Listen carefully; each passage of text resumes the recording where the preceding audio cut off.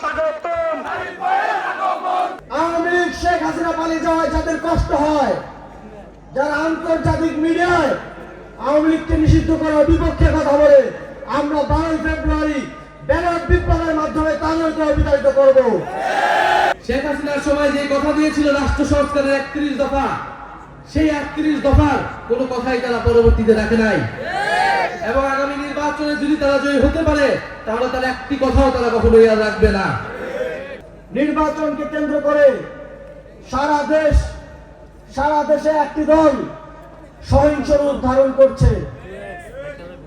সারা দেশে একটি দল হত্যা, খুন, চাঁদাবাজি এবং আওয়ামী লীগ আমাদেরকে যে ধরনের অভিজ্ঞতা বিগত 17 বছরে দিয়েছে, বিগত 17 মাসে সে ধরনের অভিজ্ঞতা দিয়ে যাচ্ছে।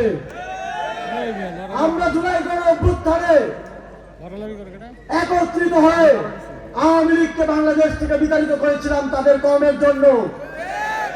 আবারও নির্বাচনকে কেন্দ্র করে জুলাই গণ অভ্যুত্থানের সকল শক্তি 11টি দল আমরা ঐক্যবদ্ধ হয়েছি। যারা আবার আওয়ামী লীগ হতে চায়, আওয়ামী লীগ শেখ হাসিনা পালিয়ে যাওয়ায় যাদের কষ্ট হয়, যারা আন্তর্জাতিক মিডিয়ায় আওয়ামী লীগকে নিষিদ্ধ করার বিপক্ষে কথা বলে, আমরা 12 ফেব্রুয়ারি ব্যালট বিপ্লবের মাধ্যমে তাদেরকে বিতাড়িত করব। নির্বাচনকে কেন্দ্র করে মিডিয়া দখলের মধ্য দিয়ে এক ধরনের ফ্যান্টাসি, এক ধরনের রিয়েলিটি শো করতে দেখছি। সেখানে বাস্তবতা, এই মাটি ও মানুষের কোনো কথা নেই।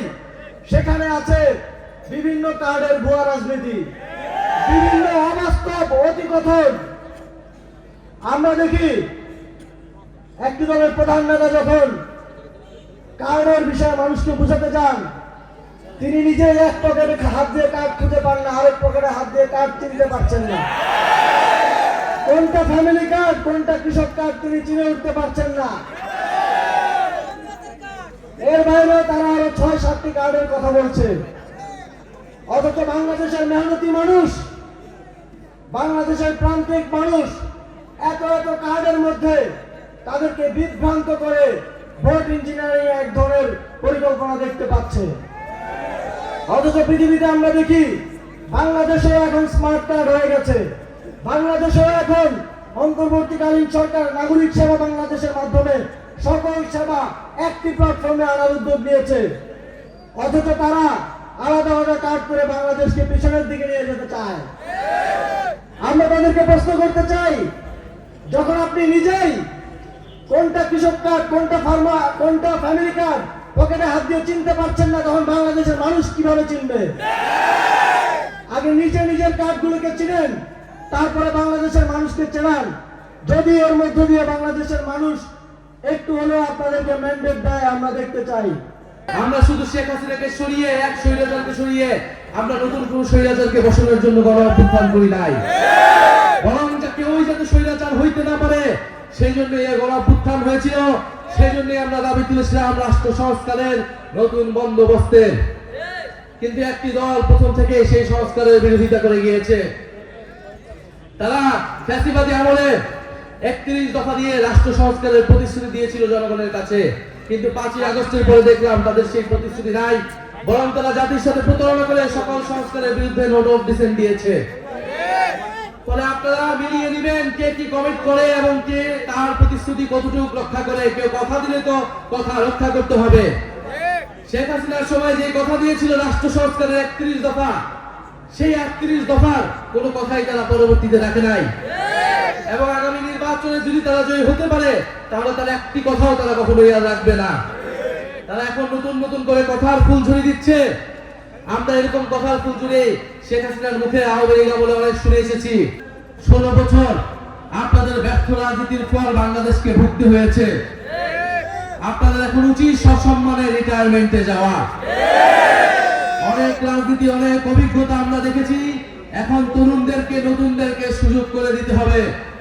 বাংলাদেশের জনগণকে আজ ঠিক করতে হবে বাংলাদেশের জনগণ কার কাছে নিরাপদ। যেই দলের কাছে তার নিজের নেতা কর্মীরাই নিরাপদ নয়, যেই দলের কাছে তার প্রতিদ্বন্দ্বী অপর পক্ষরা নিরাপদ নয়, যে দল হত্যার রাজনীতি করে ক্ষমতায় যেতে যাচ্ছে তার কাছে বাংলাদেশের 20 কোটি মানুষ নিরাপদ নয়। বাংলাদেশের মানুষ নিরাপদ আর 11 দলীয় জোটের কাছে। বলে 11 দলীয় জোট শুধু পলাশে জয়ের সম্ভাবনা বা আশা রাখে না, বাংলাদেশের মেজরিটি আসনে দিতে সরকার গঠনের আশা রাখে 11 দলীয় জোট। নির্বাচনের আগে বড় বড় কথা, মিথ্যা মিথ্যা কথা দিয়ে ক্ষমতায় আসার যে রাজনীতি, সেই রাজনীতি শেষ হয়ে গিয়েছে গণঅভ্যুত্থানের পরে। বাংলাদেশের মানুষ এখন সচেতন, বাংলাদেশের তরুণরা এখন সচেতন, বাংলাদেশের তরুণরা ইনশাআল্লাহ সচেতন ভাবে, বাংলাদেশের নারীরা, বাংলাদেশের আলেম সমাজ, বাংলাদেশের হিন্দু সমাজ, সংখ্যালঘু সমাজ ইনশাআল্লাহ সচেতন ভাবে বিচার বুদ্ধি প্রয়োগ করে আগামী 12ই ফেব্রুয়ারি ভোট কেন্দ্রে যাবে এবং ভোট প্রদান করবে। আরেকটি বিষয়, ভোট কেন্দ্র দখলের যদি কোনো পায়তারা থাকে, পলাশবাসী তা প্রতিহত করবে, সারা বাংলাদেশের মানুষ তা প্রতিহত করবে। ভোট কেন্দ্র দখলের যে কোনো প্ল্যান, জোটচুরি করে নির্বাচনে জয়ের যে কোনো প্ল্যানকে আমরা পরাস্ত করবো আগামী 12ই ফেব্রুয়ারি। পলাশবাসী কি প্রস্তুত আছে? 12ই ফেব্রুয়ারি শাপলাকলিকে জয় করবার জন্য প্রস্তুত আছে? ইনশাআল্লাহ পলাশবাসী এবং বাংলাদেশের মানুষ প্রস্তুত আছে। 2008 সালের নির্বাচনে আমরা শুনেছি শেখ হাসিনা বলতো যে 10 টাকায় চাল খাওয়াবে। বাংলাদেশের মানুষের ভাগ্য হয় না এই 10 টাকার চাল খাওয়ার, কিন্তু বাংলাদেশের মানুষের ভাগ্য দুর্ভাগ্য হয়েছে যে দেশের শত শত কোটি কোটি টাকা লুটপাট হয়ে গিয়েছে, এদেশের মানুষ গুম খুন হয়েছে, মানুষের কোনো মৌলিক অধিকার ছিল না। ফলে এবার আমরা দেখতে পাচ্ছি কিভাবে ঋণ খেলাপিদের নমিনেশন দিয়ে সংসদে নিয়ে যাওয়ার চেষ্টা করা হচ্ছে, কিভাবে দ্বৈত নাগরিকত্বে নাগরিক যারা তাদেরকে নমিনেশন দিয়ে সংসদে নিয়ে যাওয়ার চেষ্টা করা হচ্ছে, নতুন করে লুটপাট এবং ঋণ খেলাপি টাকা পাচারের নতুন পরিকল্পনা, নতুন প্ল্যান তৈরি করা হচ্ছে। এই সকল প্ল্যানের বিরুদ্ধে আপনারা জবাব দেবেন 12ই ফেব্রুয়ারি ব্যালট বিপ্লবের মাধ্যমে। প্রিয় পলাশবাসী, আমরা বলতে চাই, আমরা কোনো মিথ্যা প্রতিশ্রুতি দিয়ে রাজনীতি করতে চাই না। দেশে অর্থনীতি ভেঙে পড়েছে, এই অর্থনীতিকে আবার চাঙ্গা করতে হলে মানুষকে ঐক্যবদ্ধভাবে কাজ করতে হবে।